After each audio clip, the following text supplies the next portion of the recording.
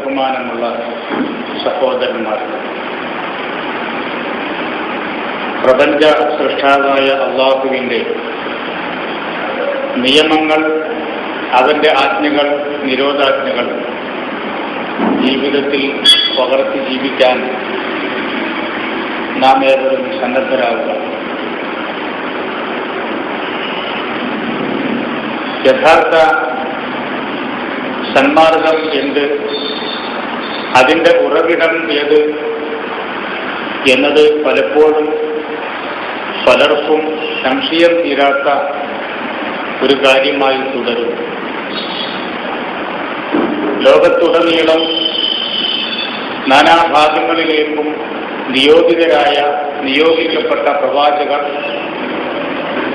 മനുഷ്യരോട് ഹുദയെക്കുറിച്ചാണ് സംസാരിച്ചത്. ഹുദ എന്ന് പറഞ്ഞാൽ കൃത്യമായ സന്മാർഗം.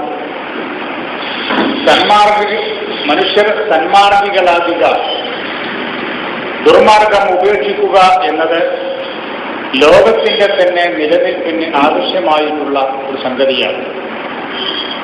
അതുകൊണ്ടുള്ള നേട്ടം ഏതെങ്കിലും വ്യക്തിക്കോ അതല്ലെങ്കിൽ കുടുംബങ്ങൾക്കോ മാത്രമല്ല, മനുഷ്യകുലത്തിന് തന്നെ നേട്ടമുണ്ടാകുന്ന ഒരു കാര്യമാണ്. അതിലെങ്ങാനും വീഴ്ച പറ്റിപ്പോയാൽ അതും വ്യക്തികൾക്കോ കുടുംബങ്ങൾക്കോ അല്ല, മൊത്തത്തിൽ സമൂഹത്തെ ബാധിക്കുന്ന ഒരു തിന്മയായി അത് മാറും. ഇതുകൊണ്ടാണ് സന്മാർഗം പ്രബോധനം ചെയ്യുവാൻ വേണ്ടി എണ്ണമറ്റ പ്രവാചകരെ ദൈവം തമ്പുരാൻ നിയോഗിച്ചു. ഓരോ പ്രവാചകൻ ഒരു പ്രദേശത്തേക്ക് വരികയും അവിടെ നിലവിലുള്ള ദുർമാർഗത്തെക്കുറിച്ച് സംസാരിക്കുകയും സന്മാർഗത്തിലേക്ക് ജനങ്ങളെ നയിക്കുകയും ചെയ്തു കഴിഞ്ഞതിന് ശേഷം കാലതാമസമില്ലാതെ തന്നെ ജനങ്ങൾ പഴയപടി ദുർമാർഗത്തിലേക്ക് പോയ ചരിത്രം ഖുർആനിലുടനീളം നമുക്ക് കാണാൻ സാധിക്കും. അപ്പോഴും ഈ ദൗത്യം ദൈവം തമ്പുരാൻ അവസാനിപ്പിക്കുന്നില്ല. അങ്ങനെ ഒരു പറ്റം ആളുകൾ പഴയതോ പുതിയതോ ആയ ദുർമാർഗങ്ങൾ ഉണ്ടാക്കിയെടുക്കുമ്പോഴും സന്മാർഗത്തിന്റെ ശരിയായ പാതയിൽ നിന്ന് പിറകോട്ട് പോകുമ്പോഴും പുതിയ പുതിയ പ്രവാചകന്മാരെ അള്ളാഹു പറഞ്ഞേക്കുന്നു. പക്ഷേ അടിസ്ഥാനം ഏതൊരു പ്രവാചകൻ എവിടെയൊക്കെ ഏതെല്ലാം ഭാഷകളിൽ വന്നാലും അടിസ്ഥാനപരമായി പ്രവാചകർക്ക് സംസാരിക്കാനുള്ളത് ഹുദയെക്കുറിച്ചാണ്, സന്മാർഗത്തെക്കുറിച്ചാണ്. അതും നാം എപ്പോഴും പറയാറുള്ളതുപോലെ, നമുക്ക് പരിചിതമുള്ളതുപോലെ, ഏതെങ്കിലും ഒരു പുതിയ രൂപങ്ങൾ സൃഷ്ടിച്ചെടുക്കലോ അല്ലെങ്കിൽ ഏതെങ്കിലും ഒരു പുതിയ ഒരു പ്രത്യേക ജനവിഭാഗത്തോട് സംസാരിക്കുകയോ അല്ല, മൊത്തത്തിൽ മനുഷ്യരോട്. നേരത്തെ പറഞ്ഞ ലക്ഷ്യം അതാണല്ലോ. നാട്ടിൽ നിന്ന് കുഴപ്പം നീക്കുക, കുഴപ്പത്തിന്റെ സകലവിധ വേരുകളും പറിച്ചു മാറ്റുക, പിഴുതെറിയുക. ലക്ഷ്യം ഇതാകുമ്പോൾ, അതേപോലെ സന്മാർഗം സ്ഥാപിക്കലാകുമ്പോൾ, ദുർമാർഗം പിഴുതെറിയലാകുമ്പോൾ അവിടെ ജാതി മതം എന്ന വ്യത്യാസമില്ല. കാരണം എല്ലാ ആളുകൾക്കും ഒരുപോലെ ബാധിക്കുന്നതാണ് ഈ നാശനഷ്ടങ്ങൾ. അതുകൊണ്ട് തന്നെ പ്രവാചകർ ഏതെങ്കിലും ഒരു മതക്കാരെ, ഒരു ജാതിക്കാരെ പ്രത്യേകം കണക്കിലെടുത്തുകൊണ്ട് സംസാരിക്കുകയുണ്ടായില്ല എന്ന് ചുരുക്കം. ഈ നിലയ്ക്ക് നിങ്ങൾ നോക്കൂ. അപ്പോൾ പിന്നെ നമുക്ക് എവിടെ നിന്നാണ് ഇതിന്റെ ഉറവിടം, സന്മാർഗത്തിന്റെ ഉറവിടം ഏത്? അത് എവിടെ നിന്നെങ്കിലും കിട്ടുന്നതാണോ, ആരെങ്കിലും പറയുന്നതാണോ? അതിന്റെ മാനദണ്ഡം എന്താണ്? അവിടെയാണ് പ്രശ്നം. അപ്പോൾ ഒരാൾക്ക് തോന്നിയത്, അല്ലെങ്കിൽ ഒരാൾ അനുമാനിച്ചെടുക്കുന്നത്, ഒരാൾ ഊഹിച്ചെടുക്കുന്നത്, അതിന് സന്മാർഗത്തിന്റെ പിൻബലം ഉണ്ടായിക്കൊള്ളണമെന്നില്ല.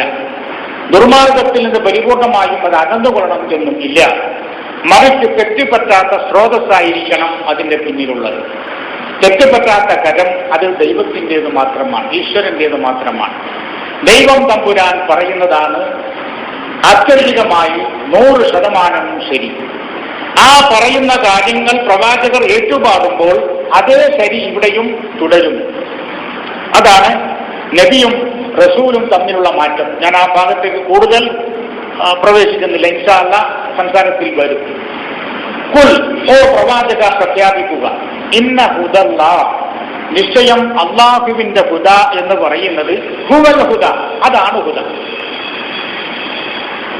ഒരു 200 ചില്ലാനം ആയത്തുകളെ മൊത്തത്തിൽ വിശദീകരിച്ച ഒരു ആയത്താണിത്. ഓ പ്രവാചക, പ്രഖ്യാപിക്കുക, ഇന്ന ഹുദല്ല, നിങ്ങളെല്ലാവരും തേടുന്നത് ദൈവത്തിന്റെ ഹുദയാണല്ലോ. ഈശ്വരന്റെ ഈ പ്രപഞ്ചം മുഴുവനും അന്യൂനമായി സൃഷ്ടിച്ചിട്ടുള്ള സൂര്യനും ചന്ദ്രനും മറ്റു ഗോളങ്ങളുമൊക്കെ യഥാവിധി അവരുടെ കൃത്യങ്ങൾ നിർവഹിച്ചുകൊണ്ടിരിക്കുന്ന ഈ പ്രപഞ്ചത്തിന്റെ ഉടമസ്ഥനും നിയന്താവുമായ തെറ്റുപറ്റാത്ത ദൈവം തമ്പുരാന്റെ ഹുദയാണല്ലോ, അവന്റെ സന്മാർഗമാണല്ലോ നിങ്ങൾ ആഗ്രഹിക്കുന്നത്. എങ്കിൽ കേട്ടോളൂ, ഇന്ന ഹുദല്ല, ആ നിങ്ങൾ ആഗ്രഹിക്കുന്ന ആ ദൈവത്തിന്റെ ഹുദ എന്ന് പറയുന്നത് ഹുവൽ ഹുദ, അതാണ് ഹുദ. അതിന്റെ അപ്പുറത്തേക്കൊരു ഹുദയില്ല, അതിന്റെ അപ്പുറത്തേക്ക് നാം തേടേണ്ടതുമില്ല. ഈ ഹുദ അതേ രൂപത്തിൽ പറയുവാനാണ് ദൂതന്മാരെ അള്ളാഹു നിയോഗിക്കുന്നത്.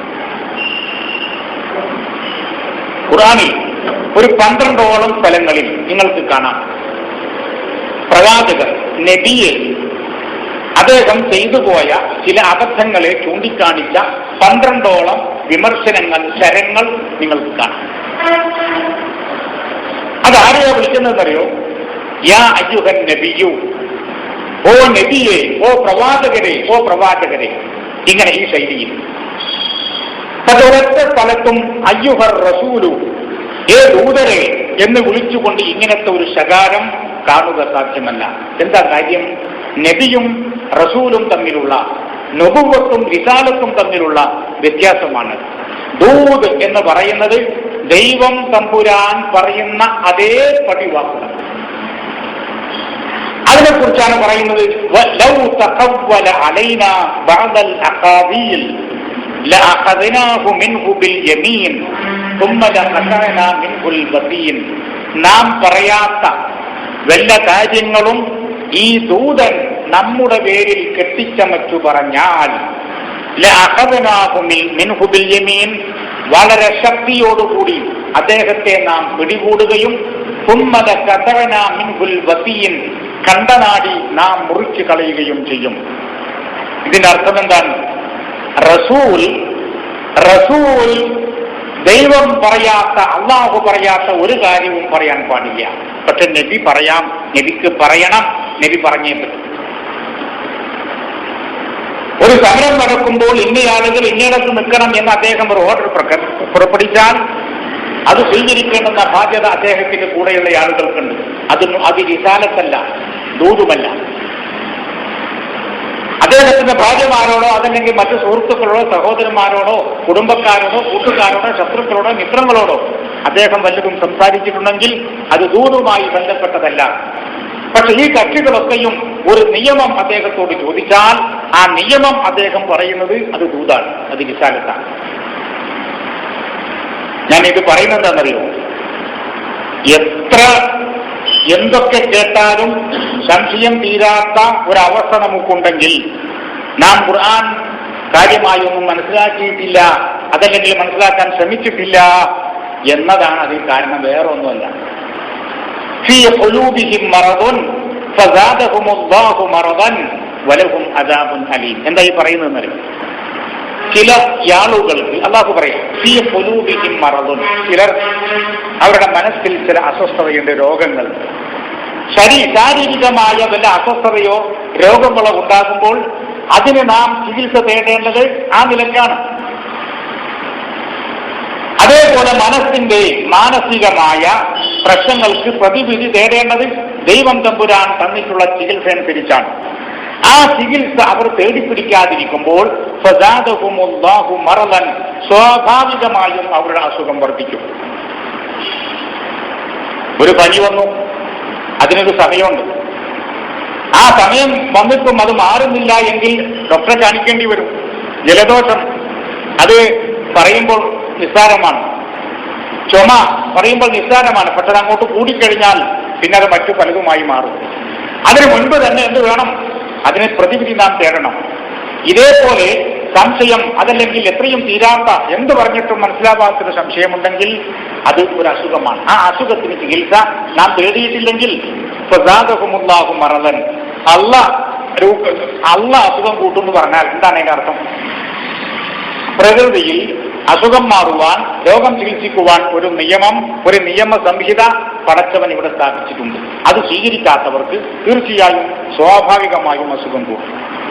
അതല്ലാതെ അള്ളാഹ് അങ്ങനെ വെറുതെ ഓരോരുത്തർ ഇങ്ങനെ ഇരുന്ന് ഉദ്ദേശിക്കലോ, അല്ലല്ല വെറുതെ അങ്ങനെ യുബയുബിഹി മഞ്ഞഷാവു വൈഹദി മഞ്ഞഷാവു, അള്ള ഉദ്ദേശിക്കുന്നവരെ നന്നാക്കുന്നു, അള്ള ഉദ്ദേശിക്കുന്നവരെ വെടക്കാക്കുന്നു എന്ന തെറ്റായ പരാമർശങ്ങളാണ്, വ്യാഖ്യാനങ്ങളാണ് മുസ്ലിം സമുദായത്തിൽ എന്താ പറയാ നിരീശ്വര നിർമ്മലവാദികളെ ഉണ്ടാക്കിയത്. അള്ളാഹ്ക്കതാണ് പണിയെങ്കിൽ എനിക്ക് എന്റെ പണിയെടുക്കാമല്ലോ. അല്ല എവിടെയെങ്കിലും ഇരിക്കാവും, അവനെ ഉദ്ദേശിക്കുക കുറെ ആൾക്കാരെ നന്നാക്കണം, കുറെ ആൾക്കാരെ കൊടുക്കാക്കണം, അവനെങ്ങനെയൊക്കെ ഉദ്ദേശിക്കാം. ഇതിലേതാണ് എന്നെ കുറിച്ചാണ് ഉദ്ദേശിക്കുന്നത് എനിക്കറിയില്ല. അതുകൊണ്ട് ഞാൻ എന്റെ പണി നോക്കുക, അള്ളാന്റെ പണി നോക്കട്ടെ എന്ന് കരുതി ബുദ്ധിപരമായ നീക്കമാണ് നടത്തിയത്. പക്ഷേ അവർ കേട്ടതിന്റെ അടിസ്ഥാനത്തിൽ, അവർ കേട്ട പരിഭാഷ ശരിയാണ് എന്ന അടിസ്ഥാനത്തിൽ ബുദ്ധിപരമായ നീക്കം നടത്തിയത്. പക്ഷേ ഇങ്ങനത്തെ ഒരു പരിഭാഷ സത്യത്തിനോട് എതി പുലർത്തുന്നതല്ല. യഹ്ദി, അവൻ ഹിദായത്ത് കാണിക്കും, മൻ, ചിലരെ. ഏത് ചിലർ? യശാഉ, അവൻ ഉദ്ദേശം വേണം. ഈ ചിലർക്ക് ഉദ്ദേശം വേണം. അവർ ഉദ്ദേശിക്കുന്നവരെ സത്യത്തിലും ന്യായത്തിലും ഒക്കെ എത്തണം എന്ന് ഉദ്ദേശിക്കുന്നവർക്ക് അവൻ വഴി കാണിക്കും. അതല്ല അതൊന്നും വേണ്ടതില്ല എന്ന് ഉദ്ദേശിക്കുന്നവർക്കോ അവരുടെ പാർട്ടിയെ ഒരു പോവുള്ളൂ. മത്തങ്ങ കൊത്തിയിട്ടാൽ ചിരങ്ങ മുളക്കില്ല എന്നർത്ഥം. ചിരങ്ങ മുളക്കണമെങ്കിൽ ചിരങ്ങയുടെ വിത്തന്നെ കുഴിച്ചിടണം. അപ്പോൾ ഒരാൾക്ക് ഒരു ലക്ഷ്യത്തിലെത്തണമെങ്കിൽ ആ ലക്ഷ്യം അയാൾ ആഗ്രഹിക്കുകയും ആ ലക്ഷ്യത്തിലേക്ക് അയാൾ നീങ്ങുകയും വേണം. അപ്പോൾ ദൈവത്തിന്റെ സഹായം ആ നിലക്കുണ്ടാകും. അതല്ലാതെ പടച്ചോൻ ഒരാളെയും പെടുത്താക്കുന്നില്ല, ഒരാളെയും വെറുതെ അങ്ങോട്ട് നന്നാക്കുന്നില്ല. അധ്വാനം നമ്മിൽ വേണമെന്നാണ്. ഹുദയുടെ സ്രോതസ് അള്ളാഹുവിന്റെ ഗ്രന്ഥങ്ങളല്ലാതെ ഖുർആൻ എന്ന് മാത്രമല്ല കേട്ടോ, ഖുർആൻ അതിന്റെ ഒരു ഭാഗമാണ്. അള്ളാഹു നേരത്തെ ഇറക്കിയതൊക്കെയും അൽ കിതാബ് തന്നെയാണ്. ആ അൽ കിതാബിന്റെ ഭാഗമാണ് തോറയും അതേപോലെ ഇഞ്ചീലും സബൂറും ഒക്കെ, സുഹുഫ്.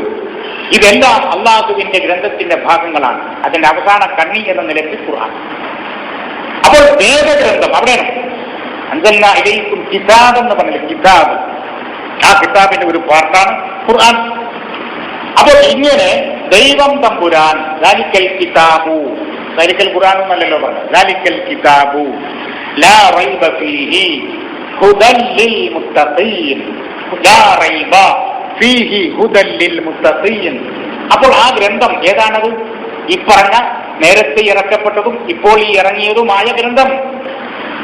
ഇങ്ങനെ ഈ ഗ്രന്ഥം മുഖേനയല്ലാതെ മറ്റൊരു ഹുദ, അതിലൂടെ കിട്ടുന്ന ഒരു ഹുദയല്ലാതെ ദൈവം അംഗീകരിച്ച ഒരു ഹുദയില്ല എന്ന് ചുരുക്കം. പ്രവാചകർക്ക് പോലും വഹയ്യ് സംസാരിക്കുന്ന, ദൈവം തമ്പുരാൻ അറിയിക്കുന്ന വഹയ്യ് സംസാരിക്കുന്ന പ്രവാചകർക്ക് പോലും മതവിഷയങ്ങൾ, ദീനിന്റെ വിഷയങ്ങൾ നിർദ്ധാരണം ചെയ്തെടുക്കാൻ സാധ്യമല്ല എന്നാണ്. ഊഹത്തിന്റെ അടിസ്ഥാനത്തിലോ ഒരു ശരാശരി സംശയം വെച്ചോ ഒരു കാര്യവും പ്രവാചകർക്ക് പറയാൻ സാധ്യമല്ല. വലാ തഖ്ഫു മാ ലൈസ ലക ബിഹി ഇൽമുൻ, നിനക്ക് കൃത്യമായ വിവരമില്ലാത്തതിന്റെ കൂടെ നീ പോകാൻ പാടില്ല. കൃത്യമായ വിവരമില്ലാത്തതിനെ നീ ഫോളോ ചെയ്യാൻ പാടില്ല. വ്യത്യസ്തമായ ശൈലികളിൽ ഒരുപാട് സ്ഥലങ്ങളിൽ ഖുർആൻ ഉപയോഗിച്ച ശൈലിയാണ്. അപ്പോൾ ഇതിൽ നിന്ന് എന്ത് കിട്ടുമോ അതാണ് ഹുദ എന്നല്ല, അത് മാത്രമാണ് ഹുദ. അതിന്റെ അപ്പുറത്തേക്ക് ഹുദയെ തേടിപ്പോകേണ്ടെന്ന ഒരാവശ്യവും വിശ്വാസിയെ സംബന്ധിച്ചിടത്തോളം ഇല്ല. പക്ഷെ എന്താ വേണ്ടതെന്ന് ചോദിച്ചാൽ അതിന് ശരിയായ വ്യാഖ്യാനം നൽകപ്പെടണം.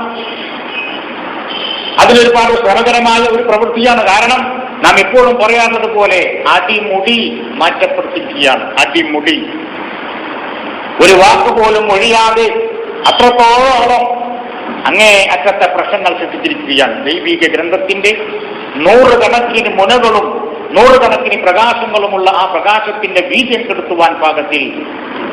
ഇപ്പൊ നമുക്കറിയാലോ ഒരു വുദൂഇന്റെ കാര്യം, എത്ര വിശാലമായ ഒരു ആശയമാണ് അവിടെ പറയുന്നത്.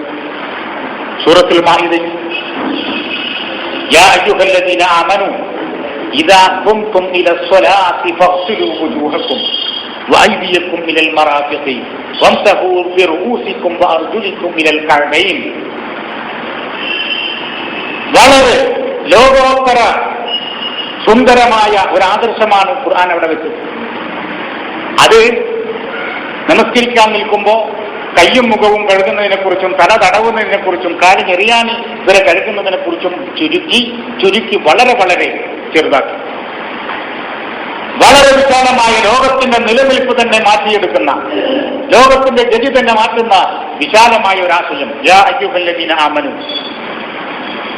അവിടെയും നമ്മൾ മനസ്സിലാക്കിയതുപോലെ അവിടെയും ഒരുപാട് കാര്യങ്ങളുണ്ട്. യാ അയ്യുഹല്ലദീന ആമനു കേവലം വിശ്വാസികൾ എന്നാണ് അർത്ഥം വെച്ചു പോകുന്നത്. നമുക്കറിയാം, കുറച്ച് കാലങ്ങളായി നാം അത് സ്ഥിരം കേട്ടുകൊണ്ടിരിക്കുന്നതാണ്. അഹ്മനയും ആമനയും അമിനയും തമ്മിലുള്ള വ്യത്യാസം, സെലിമയും അതേപോലെ അസ്ലമയും തമ്മിലുള്ള വ്യത്യാസം. കേവലം മുസ്ലിം എന്ന് പറഞ്ഞാൽ മാപ്പിളായി കൂടിയവൻ എന്നല്ല. മുഅ്മിൻ എന്ന് പറഞ്ഞാൽ വിശ്വസിക്കേണ്ട കാര്യങ്ങളിലൊക്കെ വിശ്വാസിയായി ഇങ്ങനെ ചമഞ്ഞു നടക്കുന്നവൻ എന്നല്ല. മറിച്ച് അഅ്മന എന്ന് പറയുന്ന വാക്ക് മുതഅദ്ദിയാണ്, ലാസിമല്ല. അതേപോലെ അസ്ലമ എന്ന് പറയുന്ന വാക്ക് മുതഅദ്ദിയാണ്, ലാസിമല്ല. എന്താ മുതഅദ്ദി എന്ന് പറഞ്ഞാൽ? മുതഅദ്ദി എന്ന് പറഞ്ഞാൽ ഈ കർത്താവിന്റെ ക്രിയ മറ്റുള്ളവരിലേക്ക് വിട്ടുകടക്കുമ്പോഴേ മുതഅദ്ദിയാവുള്ളൂ. മറ്റത് ഉദാഹരണം, ഞാൻ ഇരുന്നു, ജലസ്തു, ഞാൻ ഇരുന്നു എന്ന വാക്ക് ലാസിമാണ്. എന്താ കാരണം? എനിക്ക് ഇരിക്കാൻ നിങ്ങളാരും വേണ്ട, എനിക്ക് സ്വയം ഇരിക്കാം. പക്ഷെ അതേ സമയത്ത് അജിലസ്തു, ഞാൻ ഇരുത്തി എന്ന് പറയണമെങ്കിൽ എന്ത് വേണം? ഇരുത്താൻ ഒരാൾ വേണം, ഇരിക്കാൻ വേറൊരാൾ വേണം. ഞാൻ അയാളെ ഇരുത്തി എന്ന് പറയണമെങ്കിൽ അയാളും വേണം, ഞാനും വേണം. ജലസ, ഇരുന്നു എന്ന് പറയാൻ ഒരാളും വേണ്ട. ഇതേപോലെ അമിന, നിർഭയനായി,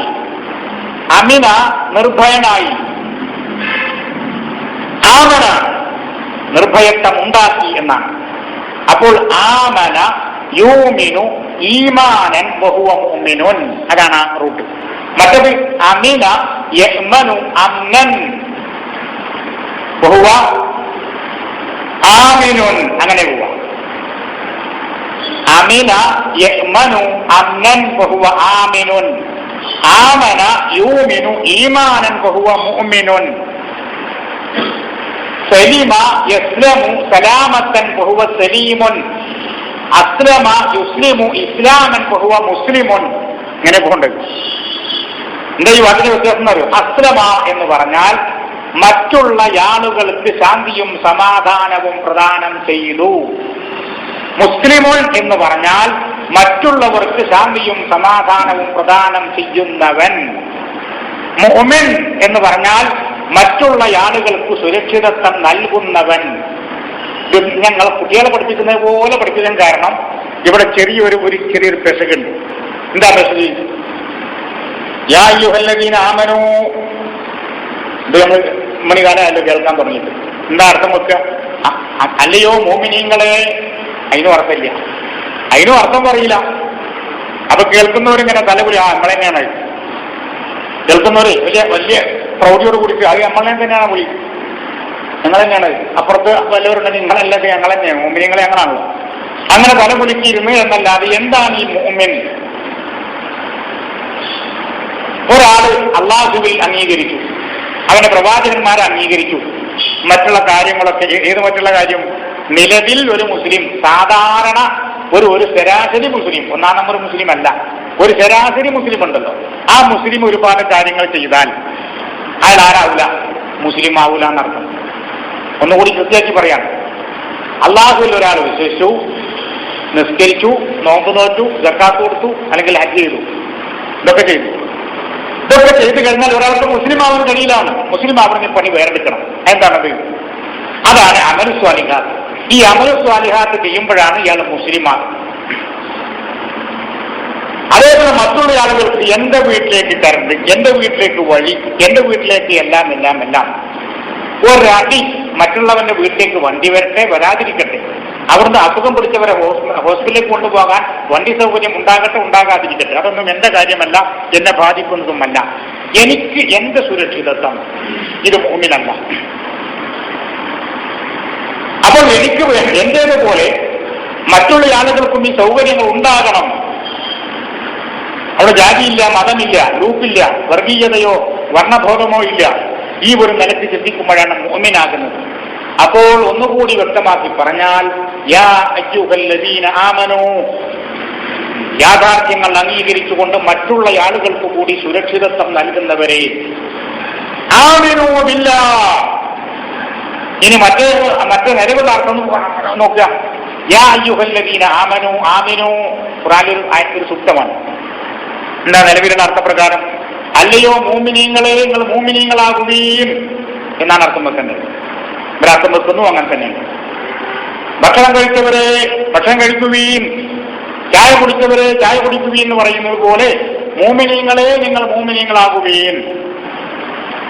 എന്നാ ഖുർആനിലേക്ക് വരൂ. യാ അയ്യുഹല്ലദീന ആമനൂ, ആമനൂ അള്ളാഹുവിന്റെ ഈ യാഥാർത്ഥ്യങ്ങളൊക്കെ അംഗീകരിച്ചുകൊണ്ട് മറ്റുള്ളവർക്ക് ശാന്തിയും സമാധാനവും നൽകുന്നവരെ ആമിനൂ ബില്ലാഹ്, അള്ളാഹുവിന്റെ നിയമങ്ങളും അതേപോലെ കാര്യങ്ങളും ഉപയോഗിച്ചുകൊണ്ട് നിങ്ങൾ നിങ്ങളുടെ ഹിതത്തിനനുസരിച്ചല്ല, നിങ്ങളുടെ അഭീഷ്ടങ്ങൾക്കനുസരിച്ചല്ല, കൃത്യമായ രേഖയുള്ള ഒരാൾക്കും ചോദ്യം ചെയ്യാൻ കഴിയാത്ത നിലനിൽപ്പുള്ള ദൈവിക വ്യവസ്ഥ ഇവിടെയുണ്ട്.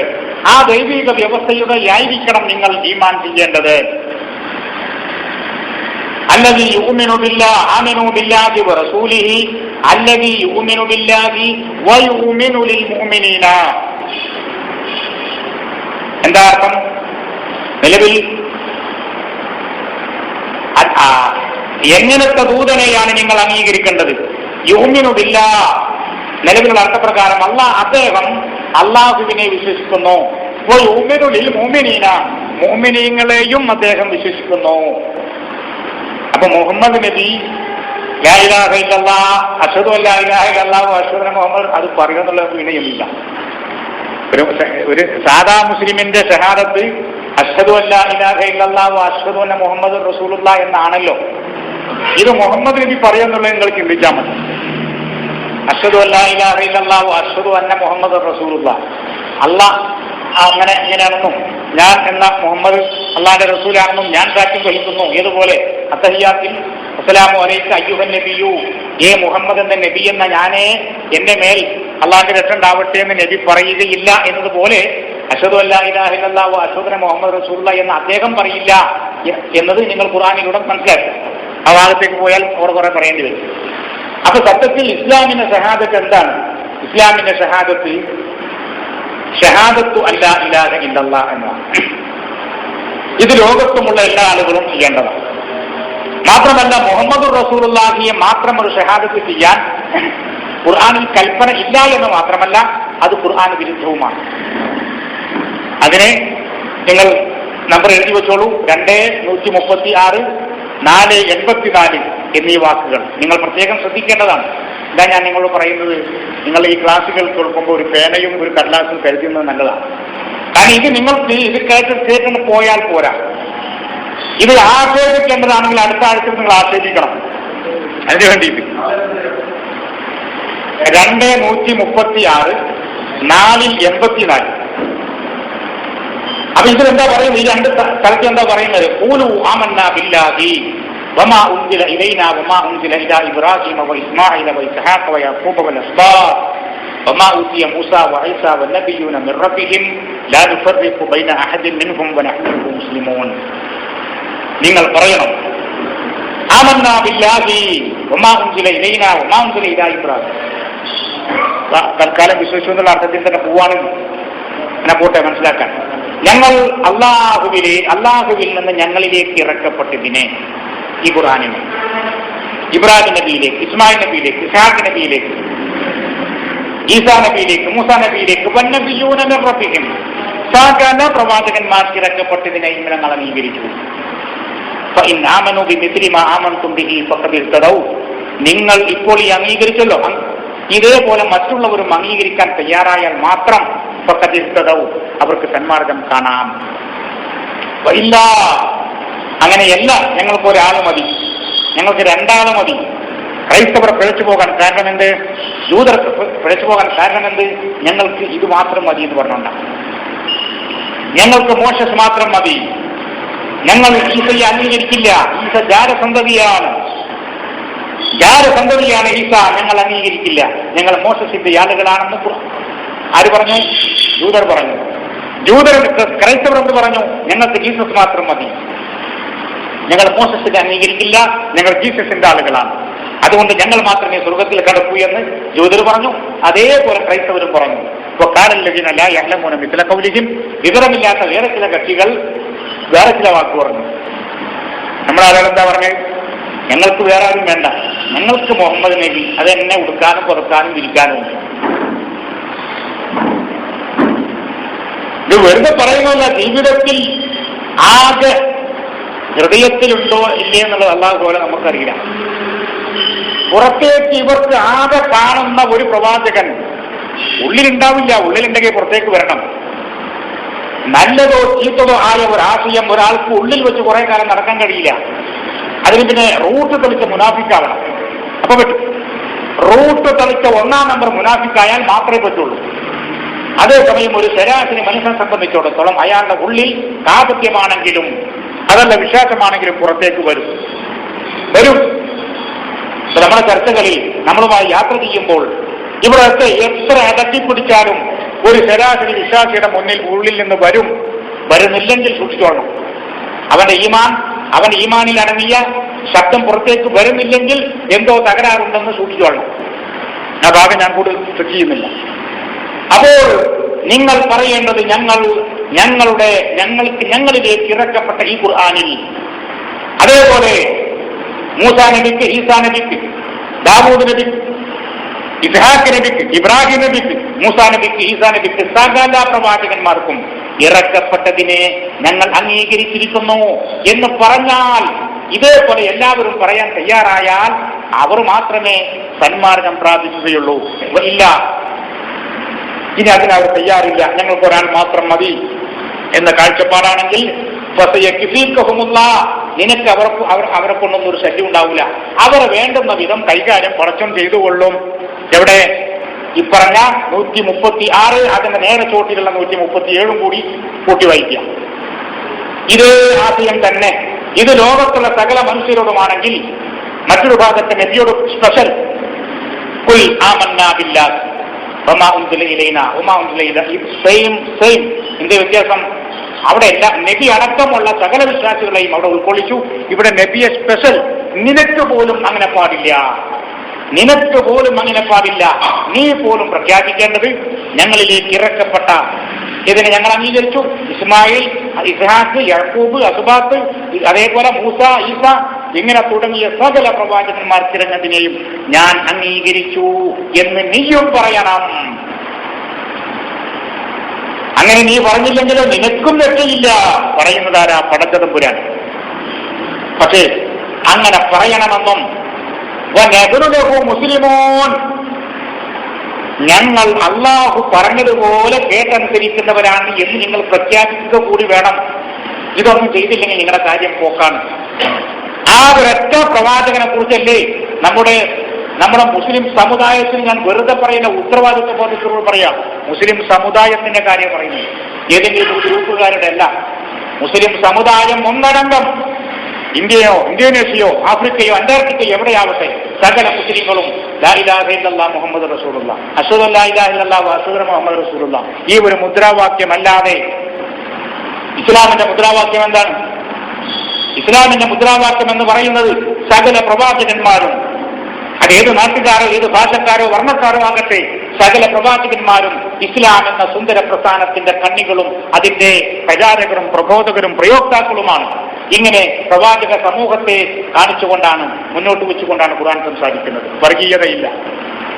ഇത് വളരെ കുടുസായി അല്ലെ? ഞങ്ങള് പണ്ടൊരു ഒരു പെണ്ണ് പറഞ്ഞത്ര ഞാനും ഒരു തട്ടാനും മാത്രമായിരുന്നെങ്കിൽ ഒരുപാട് സ്വർണ്ണം എനിക്ക് വിളക്കൊണ്ടാക്കി മാത്രം ജീവിക്കായിരുന്നു. ഇത് പറഞ്ഞ പോലെ ഞങ്ങളും നബിയും മാത്രം. എന്നിട്ട് ആ നബിയെ കൊണ്ടുപോയിട്ട് എവിടെ വെച്ചു അതൊന്നും പറയാൻ നേരില്ല.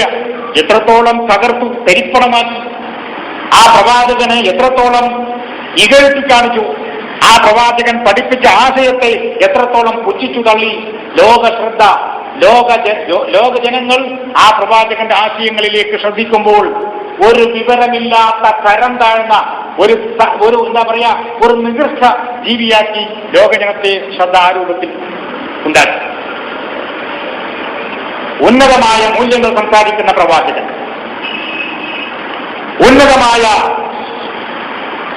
വളരെ സുന്ദരമായ ആശയങ്ങൾ ഖുർആന്റെ അടിസ്ഥാനത്തിൽ സംസാരിച്ച ആ പ്രവാചകനെ വളരെ വളരെ എന്താ പറയാ കുറച്ച് ആളുകൾ മുഖത്ത് നോക്കിയിട്ട് ഇങ്ങനെ റിസർവ് ചെയ്ത് കൊടുക്കേണ്ട സ്വർഗം. അബൂബക്കറും ഫിൽ ജന്ന, ഉമറു ഫിൽ ജന്ന, ഉസ്മാൻ ഫിൽ ജന്ന. അബൂബക്കർ സ്വർഗത്തിലേക്കാണ്. ഇത് ഇവിടുത്തെ സുന്നികൾ അംഗീകരിക്കുന്നതല്ല. സുന്നികൾ അടക്കമുള്ള സകല സമുദായത്തിലെ 99.25% ആളുകൾ അംഗീകരിക്കുന്ന, അത് നേരത്തെ പറഞ്ഞ അളവിലാണ് കേട്ടോ. ഇന്ത്യ എന്നോ അറേബ്യ എന്നോ വ്യത്യാസമില്ലാതെ സകല മുസ്ലിം സമുദായത്തിലെ ഖുർആൻ വിശ്വാസികളല്ലാത്ത എല്ലാവരും അംഗീകരിക്കുന്ന ഒരു കഥയാണ്.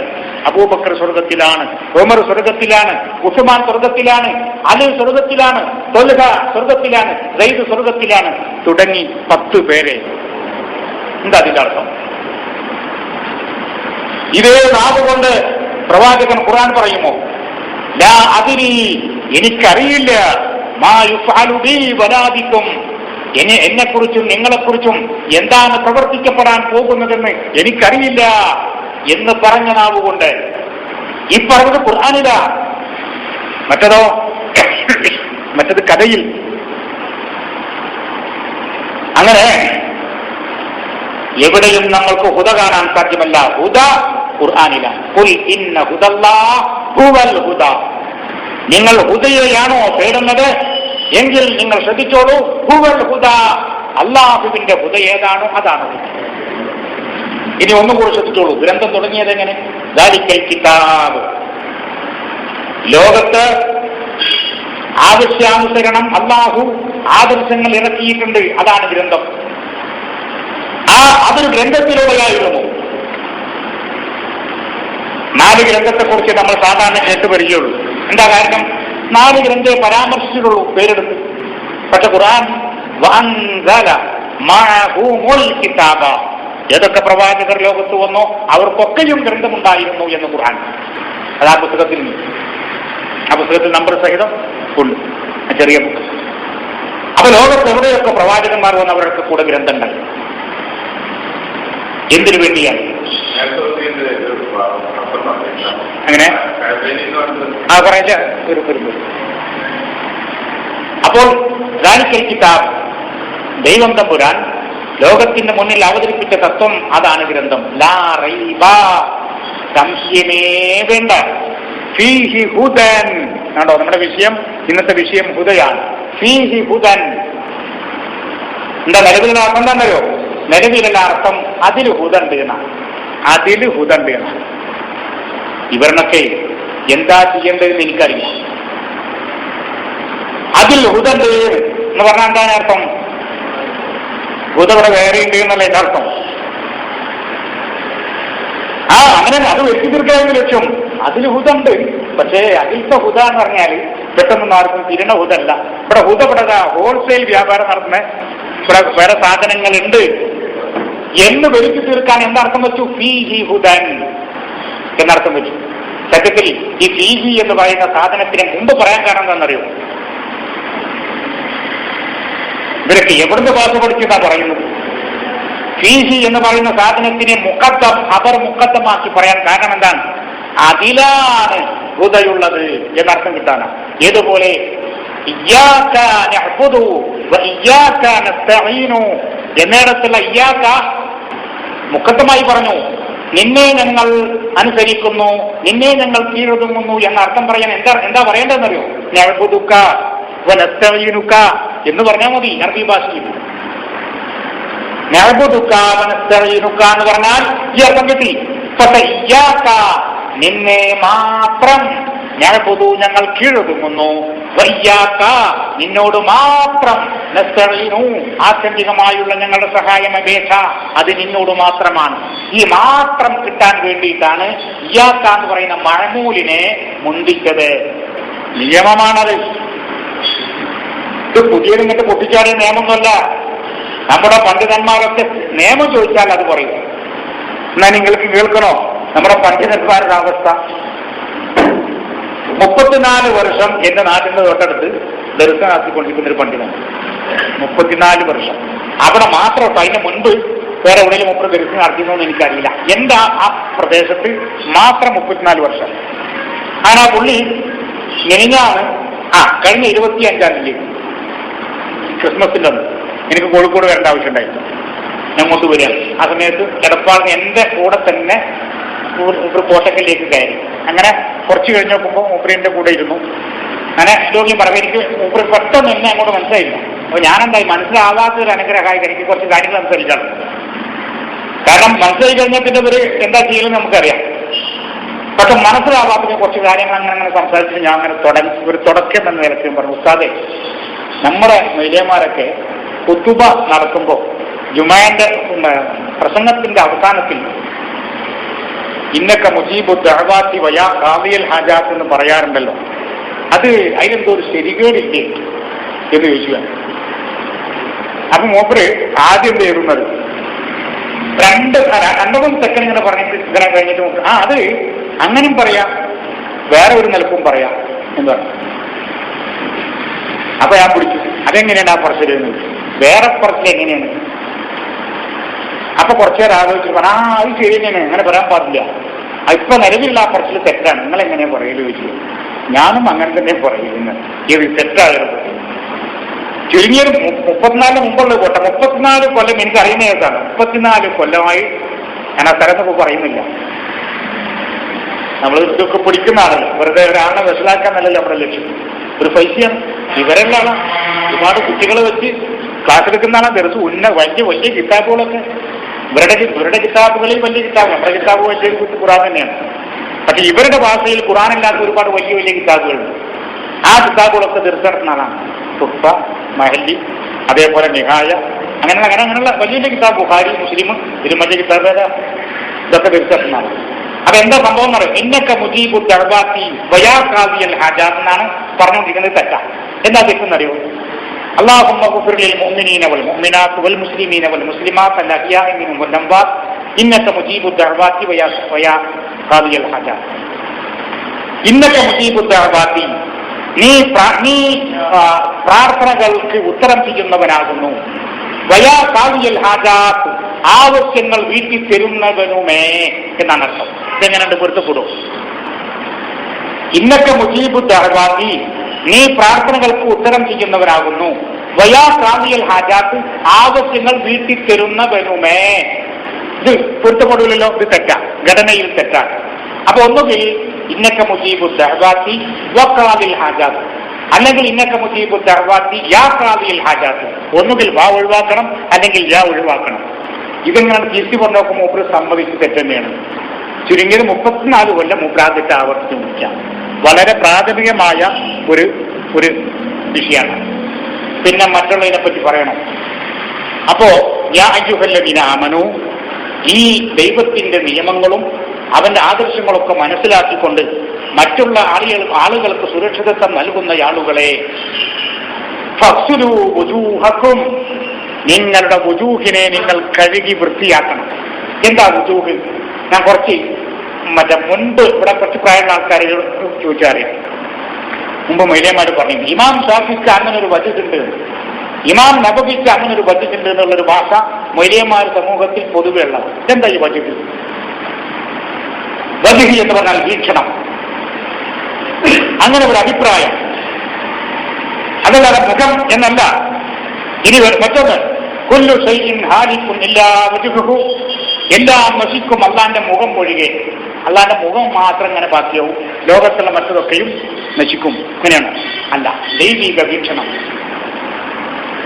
ലോകത്തിന്റെ മുന്നിൽ തറ ഉയർത്തി നിൽക്കാൻ കഴിവുള്ള ഒരു വീക്ഷണമാണ്, ഒരു ആദർശമാണ് ദൈവിക വീക്ഷണം. ആ വീക്ഷണത്തിന് നാശമില്ല, അതിന് അവസാനമില്ല. കാരണം അതാണ് യാഥാർത്ഥ്യം. അപ്പൊ ഈ നിലയ്ക്ക് നിങ്ങൾ വരും. ഫസ്ലു, നിങ്ങൾ കൃത്യമായി ഗസ്ൽ ചെയ്യണം,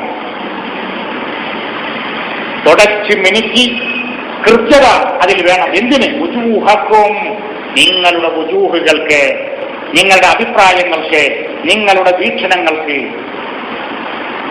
എന്തിനു വേണ്ടിയാണത്? പരസ്പരം കൃത്യതയുള്ള, ആരുടെ മുന്നിലും അവതരിപ്പിക്കാൻ കഴിയുന്ന ആശയമാകുമ്പോൾ അവിടെ അനൈക്യം ഉണ്ടാക്കുകയില്ല. ഇപ്പൊ നമ്മളൊരു വിഷയം പറഞ്ഞു കൊടുക്കുന്നു, ആ വിഷയം ബോധ്യപ്പെടുത്താൻ വേണ്ടി ഗ്രന്ഥം എഴുതുന്നു. ആ ഗ്രന്ഥം ഒരു തർക്കവുമില്ലാതെ പടച്ചവന്റെ തൗഫീഖ് കൊണ്ട് ലോകം മുഴുവനും ഒരു സമ്മേളനം വിളിച്ചുകൊണ്ട് അവിടെ ഇപ്പുറത്തെ സൈഡിൽ ഒറ്റക്ക് നമ്മളാണെങ്കിൽ പോലും അള്ളാഹുവിന്റെ മഹത്തായ അനുഗ്രഹം കൊണ്ട് ആരുടെ മുന്നിലേക്ക് നമുക്ക് ചെല്ലുന്നുകൊണ്ട് ഈ വിഷയത്തിൽ സംസാരിക്കാം. അതേസമയം വികലമായ ആശയങ്ങൾക്ക് അതിന് കഴിയില്ല. അവിടെയാണ് അതിന്റെ പ്രശ്നം. നമുക്ക് എന്തും പറയാം, പക്ഷേ വേദഗ്രന്ഥത്തിന്റെ അടിസ്ഥാനത്തിൽ കൃത്യമായ തെളിവിന്റെ പിൻബലത്തോടുകൂടി പറയാൻ അതിനാണ് വേദഗ്രന്ഥം ആവശ്യമുള്ളത്. ഒരു ഉദാഹരണം പറഞ്ഞാൽ, ഇപ്പൊ വിഷയം അതാണ്ട് നമ്മുടെ ബുക്ക് നിങ്ങൾ കണ്ടിരിക്കും, നമസ്കാരത്തിന്റെ ബുക്ക്. എന്താ വിഷയം? നമുക്കങ്ങനെ പലതും അതിൽ പറയാം. ഇപ്പൊ എഴുത്തിതാല് നിലവിലുള്ള നമസ്കാരക്കാരൊക്കെ ചെയ്യുന്ന ഒരു കാര്യമാണ് എഴുത്തിതാൽ. സത്യത്തിൽ ആ ഒരു പദം പോലും ഖുർആനിലില്ല.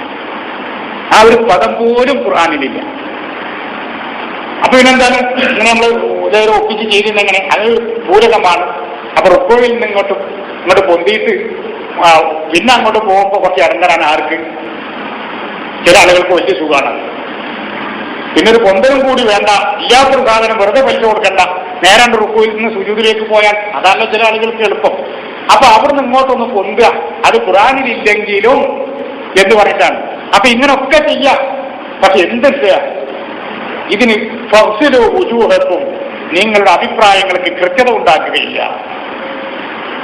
നിങ്ങളുടെ വീക്ഷണങ്ങൾക്ക് ശരാശരി ജനങ്ങൾ മധ്യത്തിൽ അവതരിപ്പിക്കാനുള്ള തെളിവ് അതിനുണ്ടാകുകയില്ല. അപ്പോൾ അങ്ങനെയാകാം, ഇങ്ങനെയാകാം, അങ്ങനെയുമാകാം, കൊങ്ങനെയുമാകാം, അതിൽ കാര്യമില്ല. എങ്ങനെയാകണം, അതിനാണ് കൃത്യത, അതിനാണ് തെളിവ്.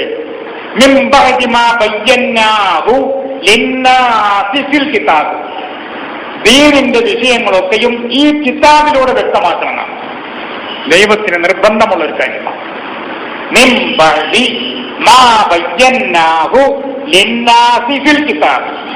ജനങ്ങൾക്ക് ദീനിന്റെ കാര്യങ്ങൾ മുഴുവനും ഈ ഗ്രന്ഥത്തിലൂടെ വ്യക്തമാക്കിയതിനു ശേഷം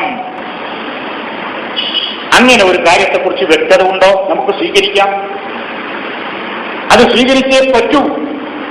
അപ്പോൾ റാദിക്കൽ കിതാബ് ലാ റൈബ് ഫീഹി ഹുദൻ ലിൽ മുത്തഖീൻ യാ അയ്യുഹല്ലദീന ആമനൂ ഇദാ ഖുംതും ഇല സ്വലാത്തി ഫഗ്സിലൂ.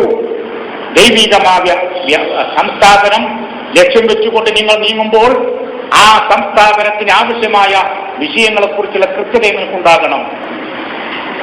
അതിന് നിങ്ങൾ കൃത്യമായി കഴുകി വൃത്തിയാക്കണം. വീക്ഷണങ്ങൾ വ്യത്യസ്തങ്ങളാവാൻ പാടില്ല. വീക്ഷണങ്ങൾക്ക് കൃത്യത വേണം, തെളിവ് വേണം, പിൻബലം വേണം. എന്നാൽ മാത്രമേ നിങ്ങൾക്കിടയിൽ, നമുക്കറിയാം, നമ്മോട് ഈ വിഷയത്തിൽ എതിർക്കുന്ന ആളുകൾക്ക് അവരുടെ ആശയത്തിൽ കൃത്യത ഉണ്ടോ? കൃത്യത ഉണ്ടെങ്കിൽ വളരെ ഓക്കെ. തെളിവ് വേണം. ഏത് തെളിവാ വേണ്ടത്? ആരെങ്കിലും എഴുതി വെച്ചതല്ല. അതിനെവിടെ ഇഷ്ടം പോലെ ഉണ്ട്. ഗ്രന്ഥത്തിൽ നിന്ന് വേണം, ഖുർആനിൽ നിന്ന് വേണം. വേണ്ട, മുൻപുള്ള ഗ്രന്ഥങ്ങളുണ്ടോ അതിൽ നിന്നായാലും മതി. ഒറിജിനൽ തോറയിൽ നിന്നോ ബൈബിളിൽ നിന്നോ സബൂറിൽ നിന്നോ ഉണ്ടായാൽ മതി. നമ്മൾ ഖുർആനിലെ കാര്യം പോലെ സ്വീകരിക്കും. പക്ഷെ അങ്ങനെ അതിലൊരു തെളിവ് ഉണ്ടായിരുന്നുവെങ്കിൽ ആ തെളിവ് ഈ ഖുർആനിലുണ്ടാവും. എന്താ കാരണം? വമുഹൈമിനൻ അലൈഹി, മറ്റു വേദഗ്രന്ഥങ്ങളിൽ ഉണ്ടായിരുന്ന ആശയങ്ങളെ സംരക്ഷിക്കുക കൂടി ഈ ഖുർആനിന്റെ ഡ്യൂട്ടിയാണ് എന്ന് ഖുർആനെ കുറിച്ച് പറഞ്ഞു. അപ്പോൾ അത് ഉണ്ടായിരുന്നുവെങ്കിൽ ഇതതിലുണ്ടാകും. അപ്പോ ഇന്ന ഹുദല്ലാഹി ഹുവൽ ഹുദ, നിങ്ങൾ ലക്ഷ്യം വെക്കുന്നത് അള്ളാഹുവിന്റെ ഹുദയാണോ എങ്കിൽ അള്ളാഹുവിന്റെ ഹുദ എന്നതാണ് ഹുദ. അതിനപ്പുറത്തേക്ക് ഹുദയില്ല. ആ ഹുദയെ എന്ത് വില കൊടുത്തും സംരക്ഷിക്കപ്പെടണം.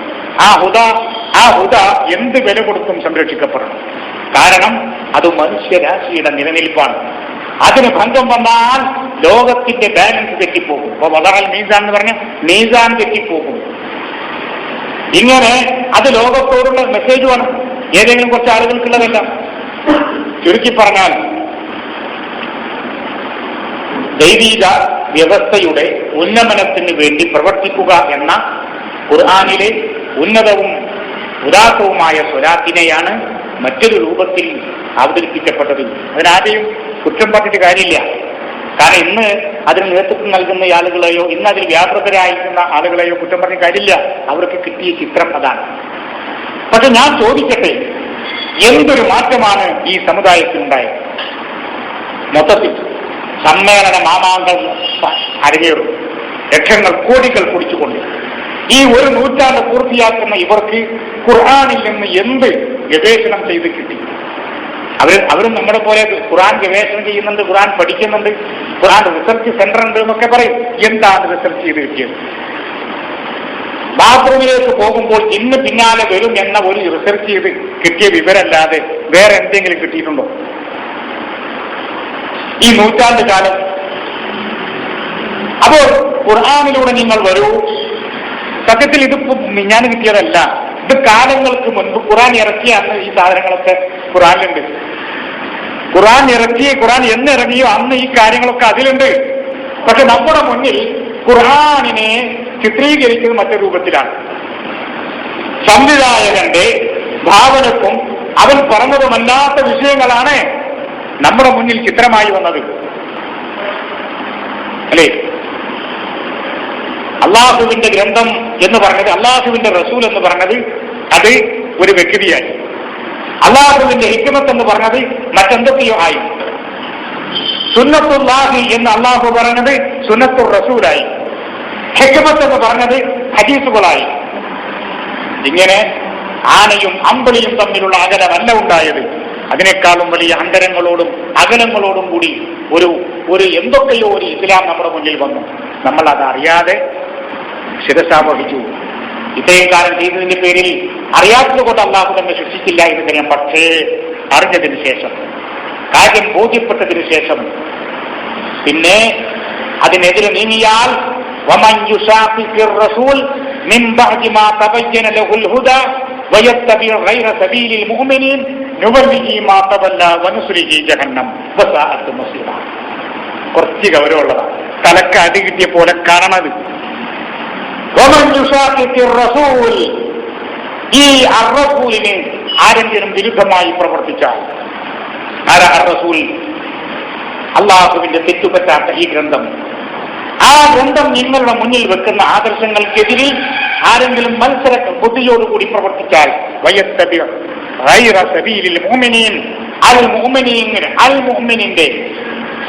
മുഅ്മിനിന്റെ മാർഗമല്ലാത്തൊരു മറ്റൊരു മാർഗം പുൽകിയാൽ നുവല്ലിഹി മാ തവല്ല, അവൻ തിരിഞ്ഞയിടത്തേക്ക് പിന്നെ നാം അവനെ തിരിച്ചു കളയും. തൊളിക്കുന്നിടത്തേക്ക് നടക്കുന്നില്ലെങ്കിൽ നടക്കുന്നിടത്തേക്ക് തൊളിക്കുക എന്ന് പറയുന്നത് പോലെ, ഞാൻ നേർമാർഗം കാണിച്ച മാർഗത്തിലൂടെ ചലിക്കാൻ തയ്യാറാവാത്തവർ അവർ ചലിച്ച ആ മാർഗത്തിലേക്ക് അങ്ങോട്ട് തെളിപ്പിച്ചു കൊടുക്കും. എന്നിട്ടോ തീരാനാശത്തിൽ നാം അവനെ വലിച്ചെറിയും. അവർക്ക് ചെന്നെത്തുവാനുള്ള സങ്കേതം വളരെ വളരെ മോശമായി. അപ്പൊ അതുകൊണ്ട് ഇത് ഏതെങ്കിലും വ്യക്തിയോടുള്ള ഒരു വെല്ലുവിളിയല്ല, ഏതെങ്കിലും ഒരു വ്യക്തികളോടുള്ള ഒരു വിദ്വേഷമല്ല, മറിച്ച് നമുക്ക് ബോധ്യമായ എന്നല്ല പതിനായിരക്കണക്കിനോ ലക്ഷക്കണക്കിനോ ഈ സമുദായം മൊത്തം സംഘടിച്ചാൽ അവരുടെ മുന്നിലോ തെളിവിന്റെ പിൻബലത്തോടുകൂടി സമർപ്പിക്കാൻ കഴിയുന്ന വ്യക്തവും സ്പഷ്ടവുമായ തെളിവിന്റെ അടിസ്ഥാനത്തിൽ ബോധ്യമായ കാര്യങ്ങൾ ബോധ്യപ്പെടുത്തുക എന്നത് മാത്രമാണ് ഇവിടെ.